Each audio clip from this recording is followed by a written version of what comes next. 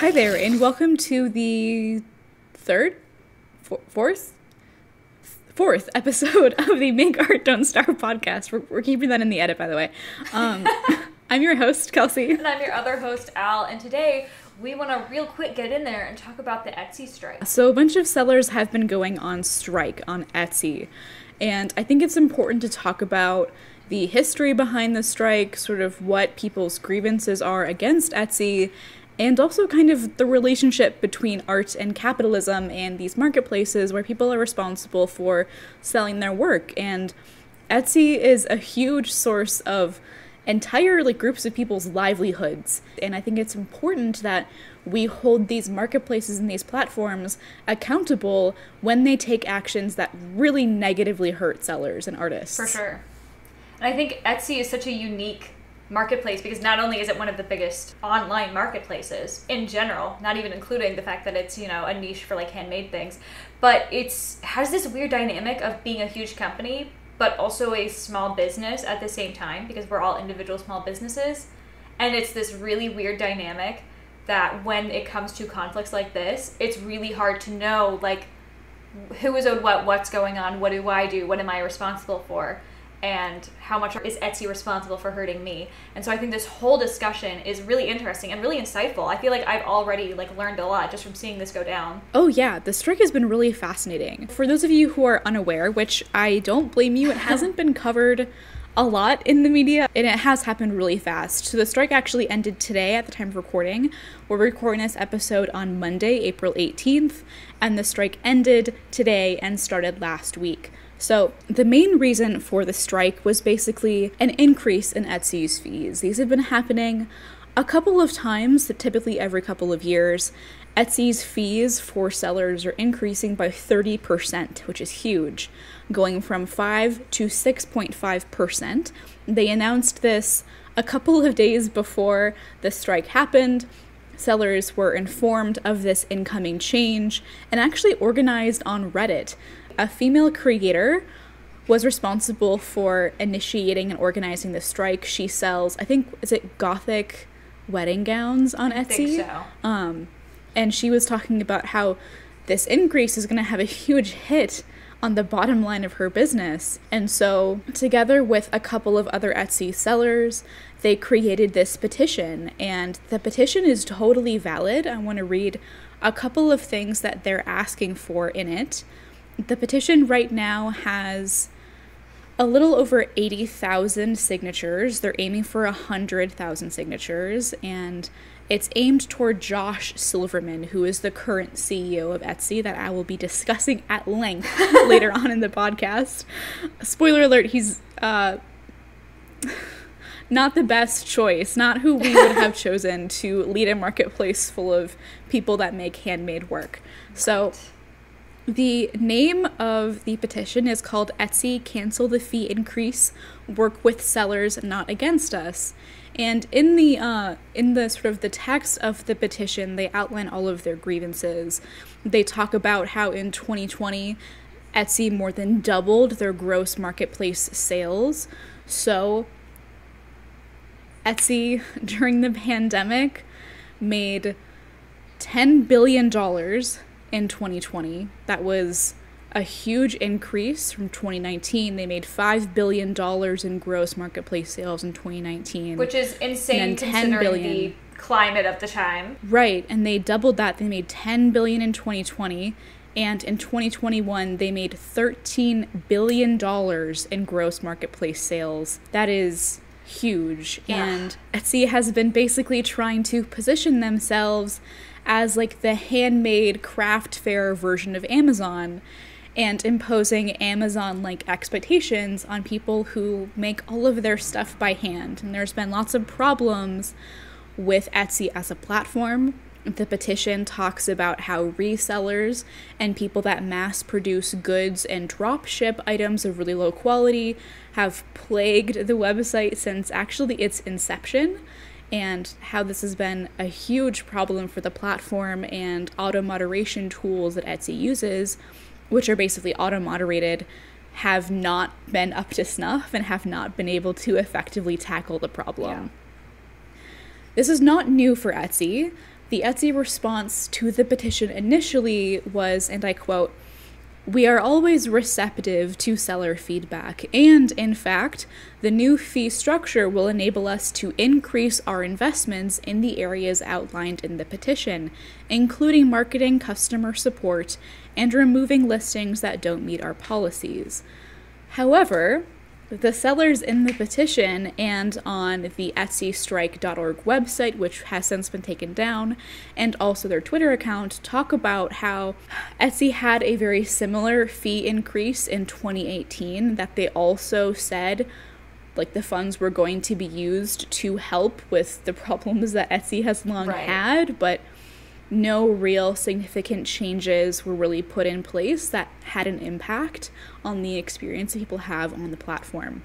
And one thing I would like to point out is what is included in the petition and what was a frustrating issue previously is that sellers want transparency from the company. And dealing with these issues, they want to know what is actually going on instead of receiving platitudes, which is a quote from, I believe the petition. Because a lot of times they'll say like, yeah, we're working on it. Like these previous increase fees, they said that they would be working on these issues. No real change was seen, and we don't know what they did to deal with these issues that they promised they would deal with. And so what a lot of people are wanting is an actual guidelines, plans laid out that we're aware of so we can actually hold them accountable. Right, and the fees that Etsy is talking about increasing right now that the petition was sort of in result of aren't the only fees that sellers experience on the platform. There are a lot of fees associated with Etsy. You have to pay, I believe, for every listing that you have, there is a flat fee. And then you also have this now 6.5% overall fee, but also there's a very controversial off-site ad policy. So Etsy, to try and get more customers onto the platform, does off-site ads. Sellers that make under $10,000 a year from their shop cannot opt out of off-site ads, which is a problem because sellers pay between 12 to 15% of each sale that they make through an off-site ad, and they cannot opt out. That's fun and well and good if you are only relying on Etsy to make your sales and like you want that extra marketing to boost your bottom line. But for sellers like you, Al, who like you have a robust social media presence outside of Etsy, like that hurts. You don't really need that extra marketing push to succeed. And because you're not allowed to opt out, it's just like, it's really bad. It is. I personally don't feel like I need it, especially in the beginning. Etsy was bringing no sales to my platform. Like, they brought no sales for me. I brought all the sales in. And one thing that I thought was interesting when researching this is that policy, technically, you're only paying if they bring you a sale. You pay like a fee, and I don't understand how it works. And a lot of people were frustrated because they were saying like, there's no way for me to know. Like, they charge me for every sale that they bring me, but like they could be charging me for more, and how am I supposed to know? And how do they determine what brings the sale?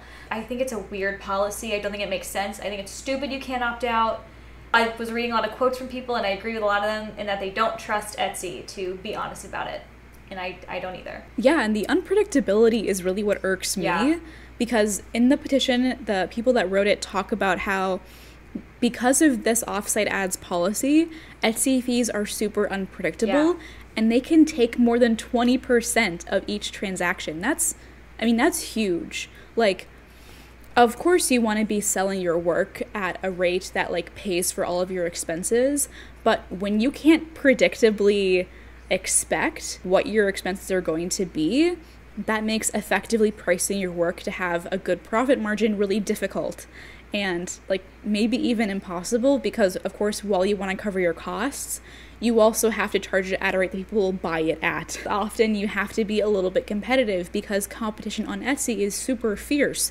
There are lots of people making the same things, and if you want to stand out, you either have to have like a really unique product, a really high value product at an affordable rate, or it has to be like an absolute steal. Again, if you want to use Etsy like a marketplace and not as like just like a sort of a version of selling your work where you're doing all of the marketing yourself. If you want to rank like your search listings on Etsy, that's difficult. A recent thing that they did a couple of years ago was they sort of like shoehorned Etsy sellers into offering free shipping to directly compete with Amazon, which no one likes. No one likes it. Shipping costs money.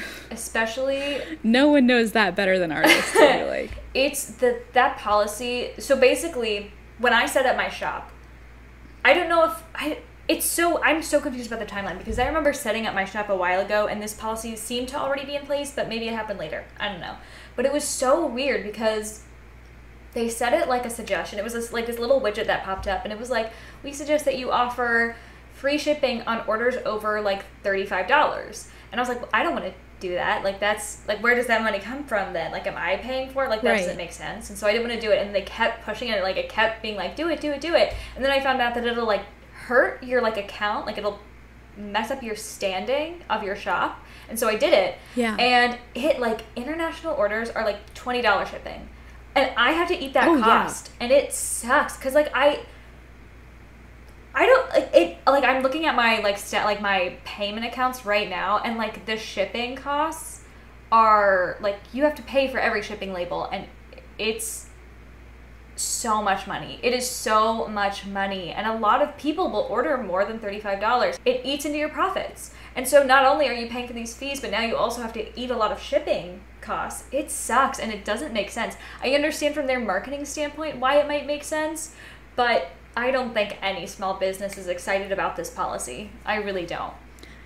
And I think it's actually bad to set the expectation that like makers and creatives will be like Amazon, have customer service like Amazon, have shop policies like Amazon. Like, in what way does that set realistic expectations or like foster a world in which people really fully understand like the value of a handmade item?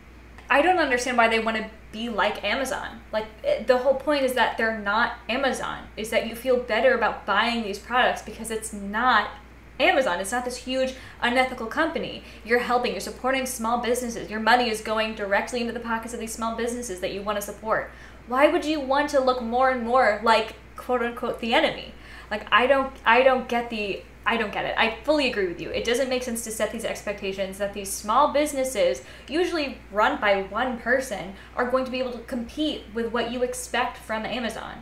It's not fair to anyone. It's false advertising. It sets horrible expectations for like these business owners.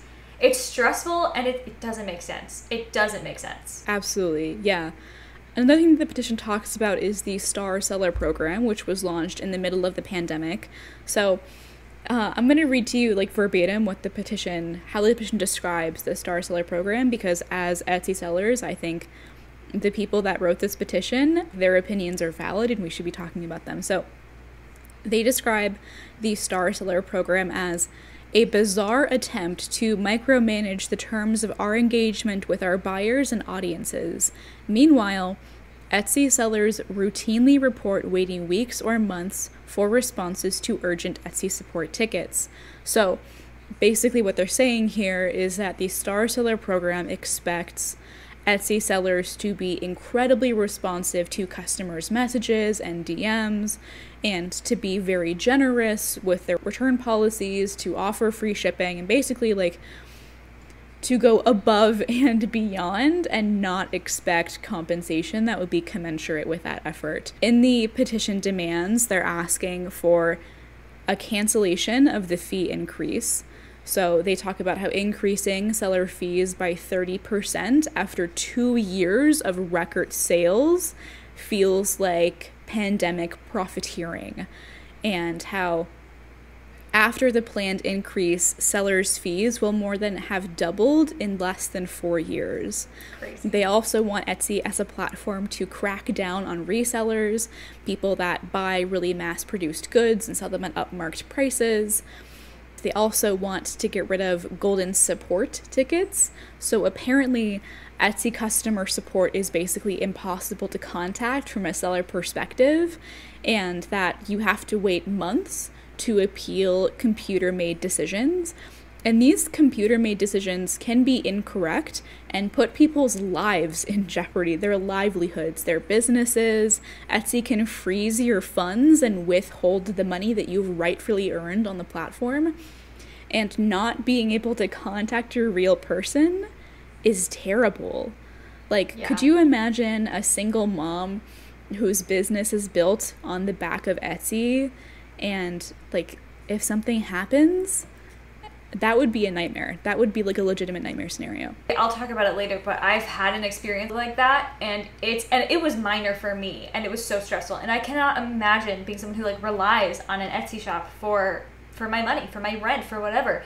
It was so difficult for like this minor little thing. The fact that it can freeze like your bank account, it can freeze your shop, it can close you down for an auto-generated like mistake. I hate it. The petition also asks for the end of the Star Seller program, which you talked about before.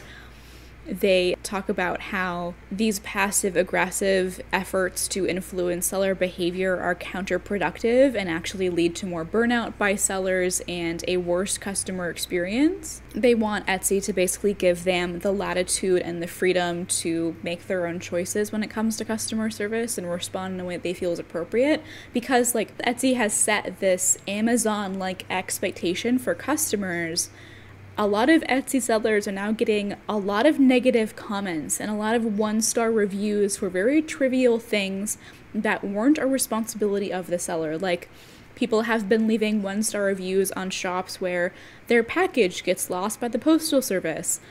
How is that the responsibility of the Etsy seller? How is that their fault? And those one-star reviews will disqualify you from the Star Seller program and have your listings be pushed far lower in ranking in the search function of Etsy. And they also want Etsy to allow all sellers, regardless of how much money they make. Remember that unless you make more than $10K a year, Etsy does not allow sellers to opt out of offsite ads. The petition calls for letting all sellers be able to opt out of offsite ads and just be able to be in control of which listings they advertise and where and how much money they spend on that, which, yeah, that seems completely reasonable. All of these things are completely reasonable.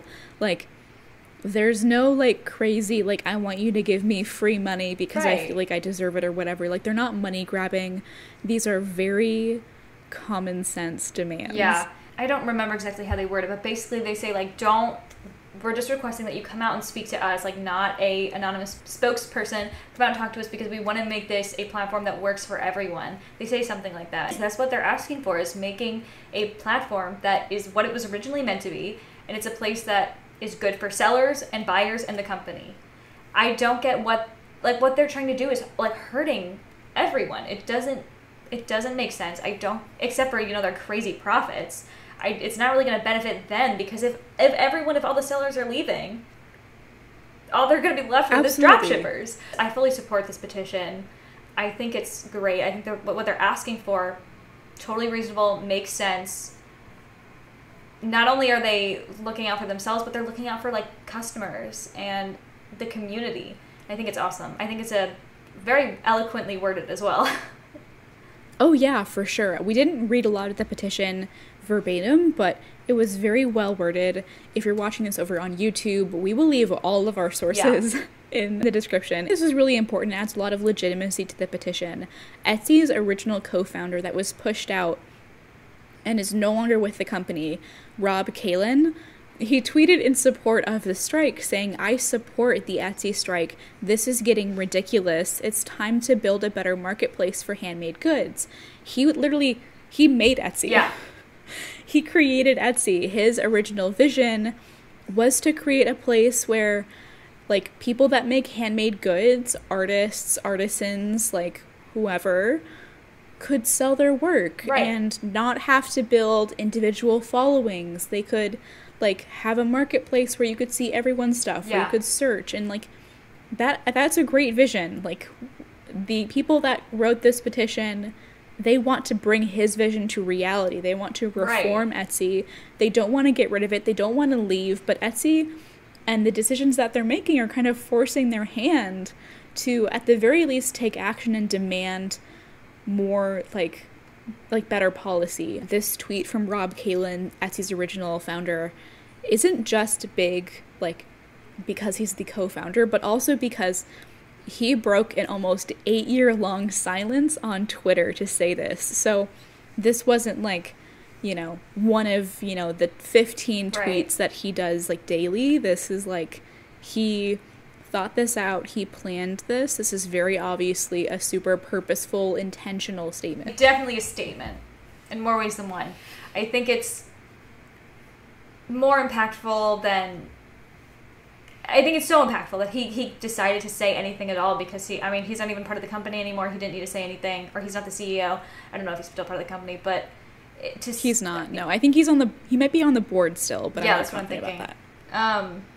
The fact that he was ousted as the CEO because he wasn't making enough profit. He didn't want to go in the direction of making it like uber profitable. So someone who clearly has the passion for it. He's clearly, it's not for making a bunch of money. It's not to become a billionaire. It's because he has the purpose of Etsy in mind. And I think that's great to hear him say that, like, he supports the Etsy strike. So talk a little bit about, like, the history of Etsy. Like, when we were researching the podcast, I sort of, like, researched the petition and the grievances. But Al, you did a lot of the research into Etsy's previous issues and their history as a company. So do you want to talk about a little bit about the road to getting Josh Silverman as CEO of Etsy? Yeah, so take what I say with a grain of salt, because I'm going off of an article here and my memory. But what I understand is that basically there were three main, like, CEOs, leaders, starting with Kalin, who was the founder in 2005, in 2005, and then in 2011 he was replaced with Dickinson. And during his time, kind of throughout, you know, these years, it was like a great environment. Like, it was rated really, really well for, like, kind of the social environment. It had great paternity and maternity leave. It was super huge on supporting queer creators and women, and like it was a great, like, it was known for just being like this amazing work environment. The bathrooms were non-gender specific, which was crazy. And that's this is in 2008, right? Yeah, this was between like 2005 and like the 2011, throughout like the first like few years. So like this was crazy. Like, this is before gay marriage is legal in the US. It was so like genuine. Like, they had like yoga days and they had like singing days. Like, it was so focused on genuinely helping creators. Like, that was this purpose, was helping creators. I was literally just like shocked with how like beautiful this company started out as. Yeah. But it wasn't focused on profits. It wasn't focused on making a lot of money. And as our wonderful friend Silverman likes to say, there was no sense of urgency. And that was part of what made the company so great, was that it was an environment that people wanted to be in. There were a lot of investors that kept kind of growing, because a lot of people saw potential, and the stocks were right, as they should, doing okay. Right, people saw a lot of potential, and so there were a lot of investors, but things weren't changing for the company. Things weren't getting better for the company, and stocks were kind of like fluctuating. Jesus Christ. Okay. And Etsy was a privately held company at this point. They didn't go public, I think, until like 2019-ish. 2015. Oh, okay. So stocks were like fluctuating a lot, and then eventually like dipped. And basically investors were saying like, hey, something needs to change here. Silverman he had a lot of previous experience with other companies, I think specifically eBay and Skype. He joined the board, and this was in, I believe, 2011, late 2011. And in his first meeting, he describes basically being like, I was shocked that there was no sense of urgency. No one seemed to care. No one seemed to, everyone thought that they were doing great, but I don't think they were. He immediately, like literally his first meeting, he started pressing Dickinson with a lot of questions about like, hey, what are you going to do to be better? So basically investors and companies were basically saying like, either look, you fix it or we're going to sell the company. And Silverman replaced Dickinson. And it was so like, people cried. Like, in this meeting, when Dickinson like announced that he had been fired, he found out it was an insanely fast turnaround. He found out he was fired a few days before, and then he had to announce it to all of his employees. And literally, people were like sobbing when they found out. I mean, yeah, that's a huge shift in company culture. I'm assuming, like, yeah, this is a very different corporate culture from like eBay and PayPal. Yes. I mean, Elon Yeah. Musk was like a big PayPal investor, and like, you know, I wouldn't really describe him as a person and personality very similar to the kind of corporate environment and the super welcoming, safe space, Right. like welcoming kind of culture that we're describing. Right. It was not that kind of fast-paced capitalistic environment. And so they found out that basically this wonderful company wasn't going to be the same, because not that people disliked Silverman exactly, but they didn't get a great impression that it was going to be, you know, the same way. Right. And so when Silverman he introduced himself, and the article makes a point to talk about, he introduced himself like with his pronouns, and he thought it was going to be like funny, but it was like really, really awkward and like poor taste. And people really were borderline hostile at first, and basically saying like, how can we trust you? And since then, he hasn't proven that they can trust him. He made changes right away. So when Dickinson had been fired, there was a minor layoff. I think 2 months after Silverman was instated as CEO, he laid off 140 employees, which is insane. That's he cut big for a startup. It's huge. Like, I don't think the Etsy team was super big at this time, right? And they're still pretty small because they're like all based out of Brooklyn. Yeah.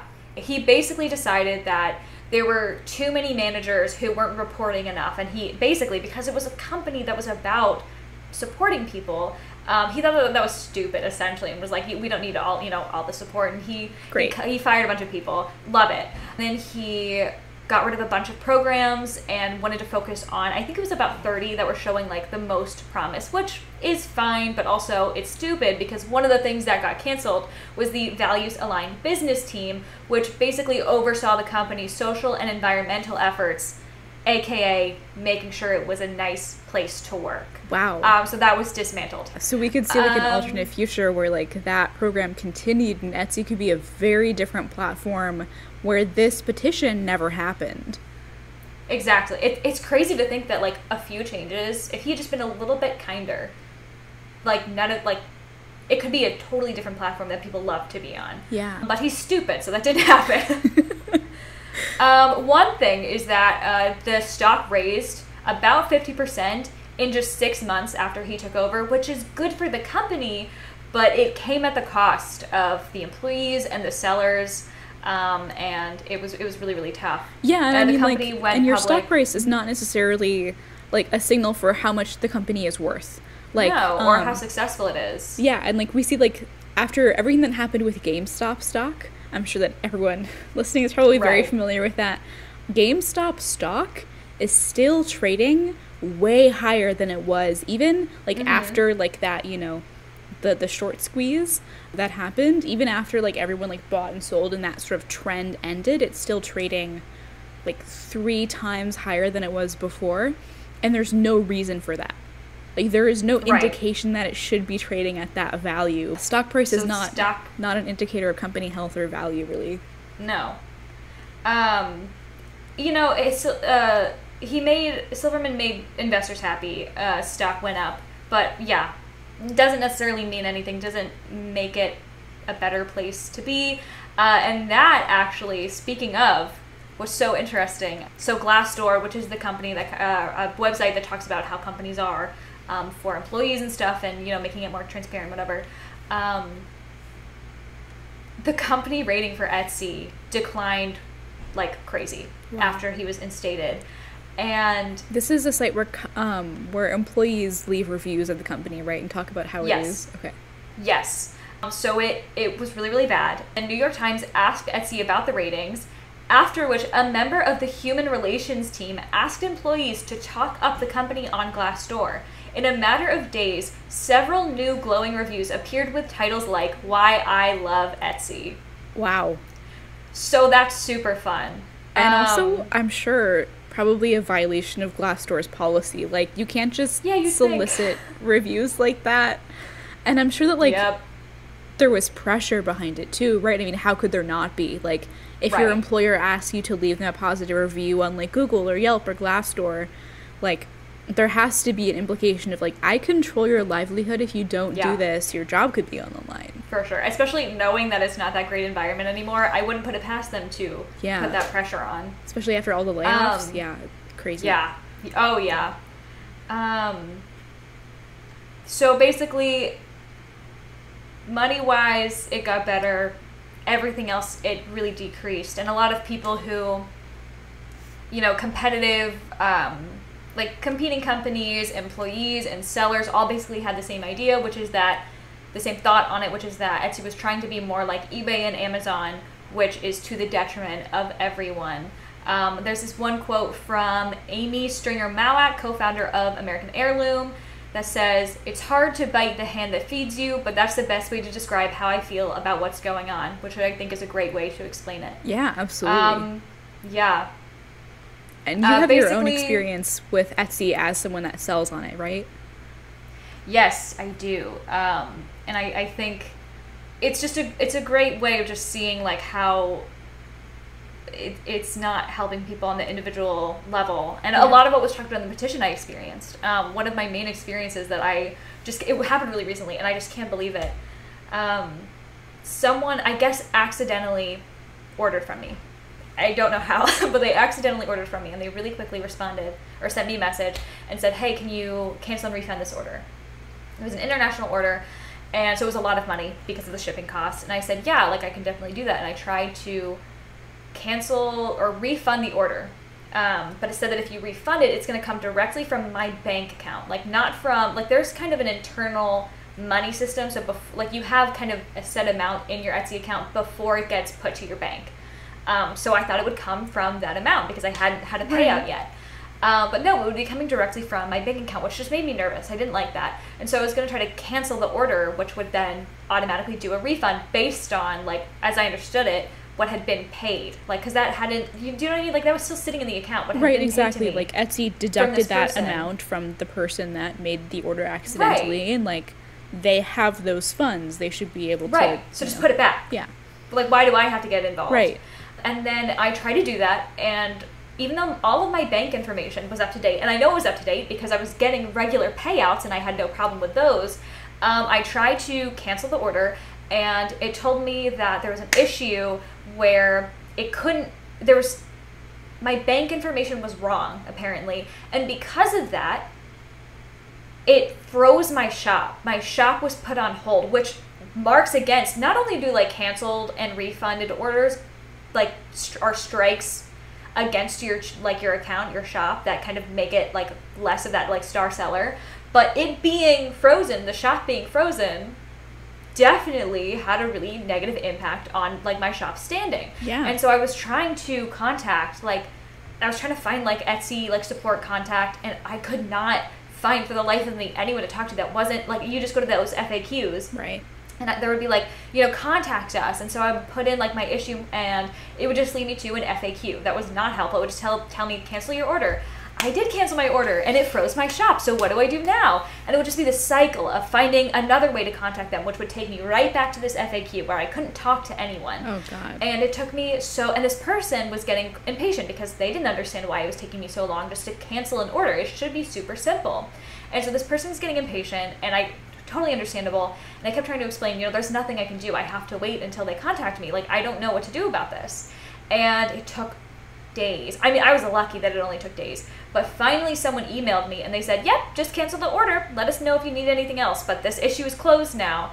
And I was like, no, don't close the issue. I did cancel it, but now you froze my, like, it couldn't, I'm so lucky it didn't freeze my bank account. Like, I was so stressed. I was so worried.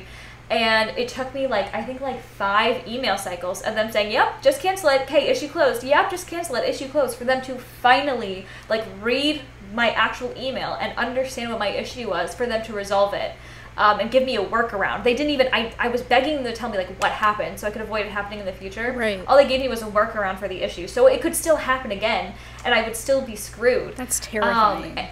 It was so scary, and that was a minor issue. That's minor compared to what other people deal with, and my situation is minor compared to what other people might rely on that money for their rent. I'm lucky. That was so lucky, and it still sucked. I cannot imagine if I was relying on that money, or if that because they froze my account. They could have frozen my bank account. It was crazy. It was crazy, and it was over a glitch. Like, it was over Yeah. a glitch. There was nothing wrong with my bank information. And then also, if I wanted, they told me how to fix it, but it wouldn't work until the first of the month, like to pay out what I guess I owed them money somehow, so I had to pay that out to get my shop back. But you aren't allowed to do that after like the 15th or something like that. So I had to wait for the month to renew, and then that's what they gave me like the shortcut for, was to get around that. But I would have had to wait like almost like a half a month. Yeah. Just to be able to get my shop back up. Like, it didn't make any sense. No one was explaining anything to me. No one understood what was going on. It was so hard to even just find a way to get in contact with a real person. It took so many tries. The person was waiting for, and who knows what that like, maybe that person needed that money really badly for something. They had to wait days to get that money. I had to wait days just to be able to use my shop again. Right. And I'm sure that's like has really negatively impacted my shop, and so that's just really, it's just crazy. Like, I don't get who that helps. Like, the whole customer service thing, if they're spending more money on customer service, like if they did that previously, I don't know where that money went, because yeah, they certainly didn't help me. I would be really interested in seeing, like, and of course they wouldn't publish this information, right, because it'd be bad data to share because it wouldn't reflect well on them, but I would be very interested to know, like, how many people close their Etsy shops after stuff like this, and after Right. like fee increases and corporate changes to Etsy policies, and create like their own website on platforms like Squarespace or something where you do have more control, and Right. like there is a far clearer like payout system, the rules are easier to understand. Like Squarespace, I think they've won like a bunch of awards for customer service. I use my website on Squarespace. I've taken coding classes on Squarespace. Like, I know a little bit about it and design sites for people and stuff, Right. but like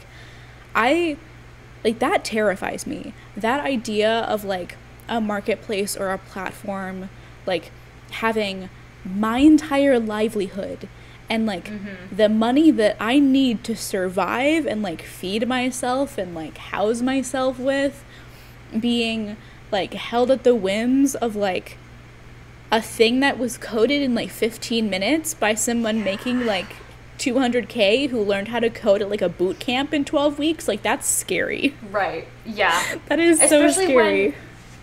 Especially when it's so hard to get in contact with a real person who will like care.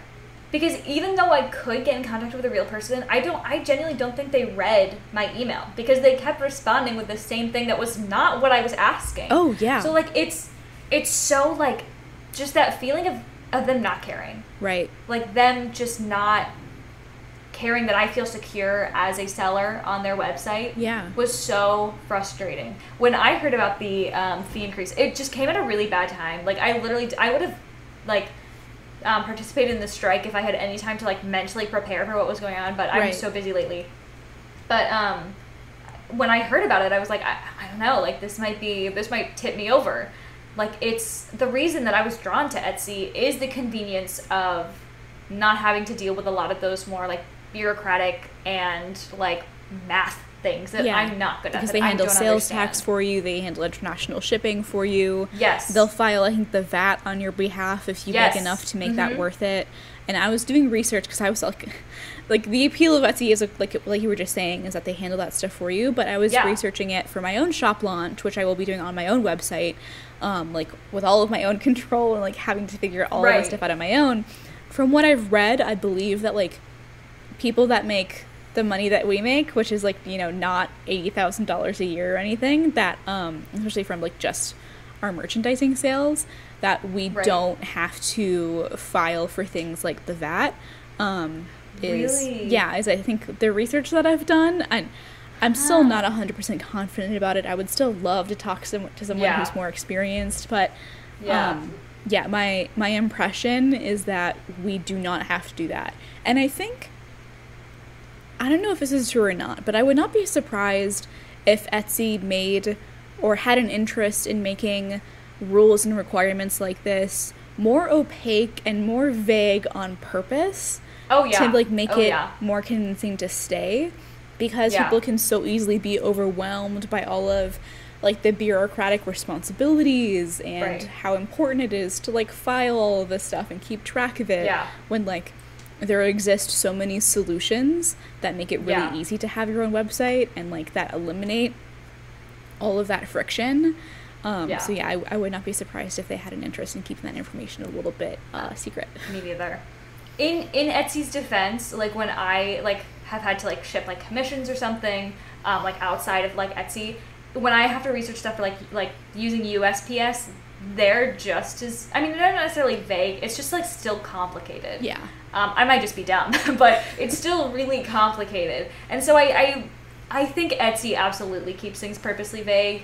Not only in kind of providing information, but also in their policies. Yeah. I think they keep things vague purposely. But I also think it is just a really, really complicated thing that is kind of hard to, like, everyone has, I mean, different countries have different requirements, different shipping companies have different requirements. The laws change all the time. The laws change all the time, and you know, there's 80,000 different packaging options for you to use, which will change the price and the time and everything. So I think it's also just a really complicated thing to deal with. But, like, when it comes to, like, sales information and, like, that, and, like, I feel like, tell me what's going on, Etsy. Like, tell me what you're doing and tell me what I'm doing. Like, make this easier for everyone. And I would love to do it on my own. I would love to do it on my own. I think I'm looking into it, because Etsy is just, I genuinely, the way that I've dealt with fees previously is I've told myself, like, you know, I'm fine with paying those fees. I'm fine with paying 5% because it's for the convenience. It's so that way I don't have to deal, you know, I very rarely will get things that don't ship, like that don't make it to places or that get sent back to me, because Etsy verifies addresses. Etsy gives me like a way to directly contact someone if the address is incorrect. Yeah. And like it makes things like that just easier. It makes a lot of like responsibilities not on me. At least that's how I feel. I feel like secure in that sense. But at the end of the day, is it worth it to, you know, lose over 20% of your profits per transaction and to have your income be held hostage like this potentially? Like, maybe no. I like really avoid looking at how much I pay. I very rarely, the last time I think I've looked like 2 times at like the actual stats of like what kind of money I'm paying and what fees they take, and it was after, like, the most recent one was after my huge like shop update, and the amount of money that I was paying between like shipping for like big orders and fees hurt to look at. Like, it just seems like so, like, even though, like, obviously you're gonna have to pay for stuff. Obviously I have to pay for things. But, like, you have to pay 20 cents for every, like, listing. Which is kind of ridiculous. Like, I understand why, but that's a little bit crazy. But, like, why? Like, why, but, like, why? Like, why? Like, it may be, like, 5 cents. Like, I don't get, like, what, like, it's not like I'm taking a physical spot. Like, I don't really get it. I paid, like, I think $56 in listing. And I don't even know how. Yeah. I don't even know how. And it's seeing the numbers, like, is tough. It's tough to know that, like, man, that I could have had that money. And it comes with a lot more responsibility. But, you know, as an artist, that's kind of something that you eventually just have to deal with, is having responsibility. If I want this to be my job, I need to, like, make it my job. So I'm definitely thinking about moving. Oh, I read, I don't know if it was an article, but I saw a really good quote that was basically like, the sign of a successful shop owner, creator, whatever, is that they leave Etsy. Leaving Etsy means you've made it. Oh, yeah. And I thought that was really interesting. Like, I was like, damn, that makes me want to leave Etsy. Yeah, Etsy is still the place, like, I go to when I want to find, like, a specific handmade thing. Like, for example, it's really hard to find, like, Daniel Smith watercolors. They don't make, like, the company, they don't manufacture half pans. Or like pans, really, individually. But there are tons of Etsy sellers that do this. Like, this is how I filled up my watercolor palette. It's a really affordable way, and like it lasts for forever. I've had my watercolor palette for like, I don't know, like 5-6 years, and I haven't even like used all of them, and I bought them ages ago. But whenever I like find someone on Etsy, I will always check to see if they have a website that I can purchase from separately. Yeah. Because I know for a fact they get so much more of that profit in their own pocket when I make that choice to switch from their Etsy profile or their Etsy shop to their website. And so I obviously like see the appeal of Etsy, you know what I mean? Like, It's a great place to get discovered. There are lots of businesses that would not be successful had it not been for Etsy. Like, I think Lee Ellickson, for example, got her start on Etsy ages and ages ago when she was first selling stuff. And, like, there's a space for something like this. But Etsy in its current form, at a certain point, it's more trouble than it's worth. And I think a lot of successful people on Etsy are starting to realize that and starting to be like, maybe all of these costs that Etsy are imposing, be it monetary or just like psychological, like the insecurity of it, are too much. And I think that's good. I think there should be competition to Etsy out there. Like, part of what the petition talks about is how Etsy has been buying up similar things, like similar companies, to gain more of a monopoly and more control over the market of people selling stuff online. So they bought 2 companies in Brazil that do like handmade goods and like vintage thrift selling. They also purchased Depop, which is where you can buy and sell used clothes and like vintage stuff. And they're clearly signaling that they want like more market share. But monopolization is really bad for consumers and for people that participate in these marketplaces. Competition is healthy. It drives innovation. And, like, if we want to live in a capitalist economy, we have to put a stop to companies gaining more market share and monopolization like this. Competition is good for everyone. And I think if Rob Kalin and his tweet starts like a new handmade marketplace, I think that would be great. I'm down. And the marketplace that might come after Etsy will almost certainly not make the same mistakes that Etsy's made and do something really fantastic. I think right now the best choice for people is probably to start thinking about having their own website. There are tons of solutions for this. This video is not sponsored by anyone. We are too small for that right now. But I, for example, have been using TaxJar to calculate sales tax. I've been using Shippo for all of my shipping and stuff, and they've made shipping internationally, at least so far, very easy.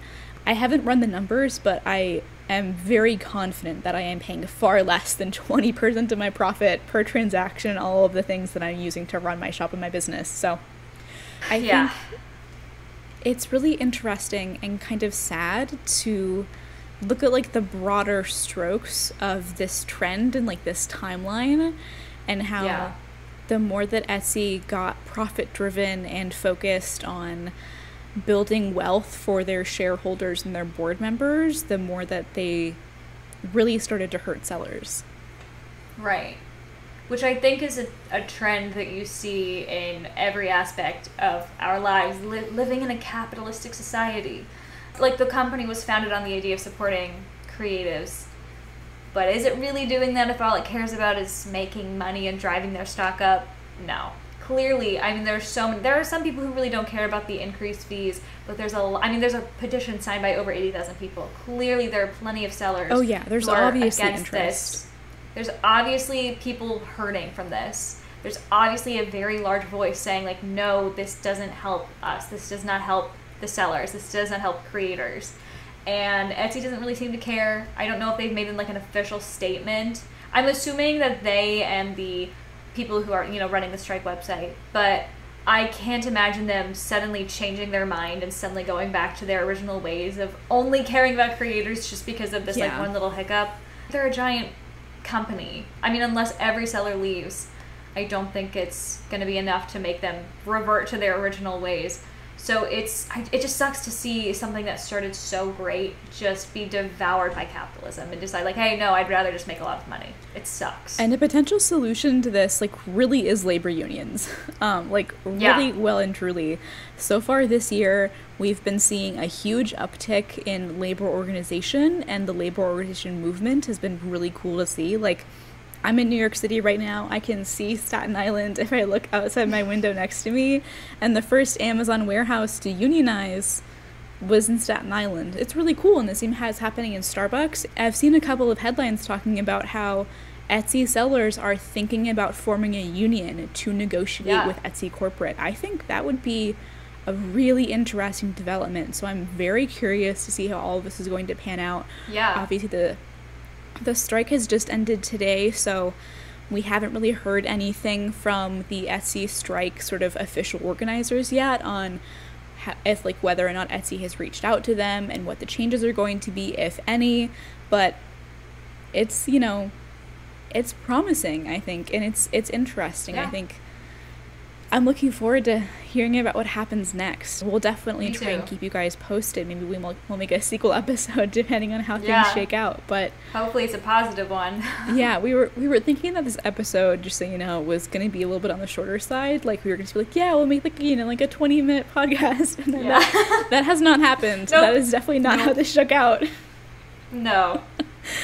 But I think we had a great conversation about all of this. I think it was really insightful too. Oh, for sure. Knowing more about the platform that so many artists rely on, I think, is knowledge is power. Yeah. Sure. And right now, like, we're seeing the creator economy with, like, YouTubers and independent artists, like, really grow. Like, we're seeing the formation of a creative middle class just, like, exist right in front of us. Yeah, I think it'll be really interesting to see how this does change, because, like, what's so interesting to think about is this could be, like, a huge catalyst for change in the future. Who knows what happens with, like, YouTubers, you know, who on YouTube people might decide to unionize, because there's a lot of discourse amongst, you know, YouTube creators about dissatisfaction.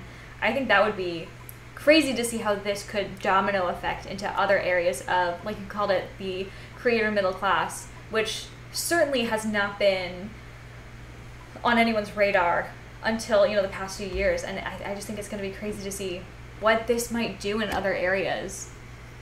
Its ability to affect people's priorities, and also kind of, like, for me, like, a union is not something that I ever would have even considered me having the access to as a creator. But now, like, the idea, you know, Etsy, if Etsy is going to act like a big company, if Etsy is going to want to monopolize and buy up every piece of competition, if it wants to act like a company like that, then it needs to treat its quote-unquote employees, the sellers, with the respect that they deserve. And they shouldn't be mad at the idea of a union. If this is how they want to act, and they have to deal with the consequences, consequence, in my opinion, would be a union. And I think YouTube is the same way. Like, I wouldn't be surprised if something like this happens down the road with YouTube. A union is something that I never would have thought that creators would have access to. But this is definitely opening my eyes. The idea is Etsy sellers are independent contractors, so they don't get things like maternity leave or paid time off or, like, healthcare, for example, which in the US is incredibly expensive. And all of that stuff, like, that's the kind of thing that a union could help, you know, realize, like, some form of. So yeah, it's really interesting to think about. Let us know in the comments what you guys think about this whole thing, what you think Etsy should change about the platform, if anything, what your opinion is on the petition that we'll link below, by the way, and what the future is in your eyes for platforms and marketplaces like this. Do you think the future for creatives is going to be websites and email lists, or is there a version of the future where marketplaces like this really are king and really are super important? Thanks for watching. Thanks for watching. Bye. Bye.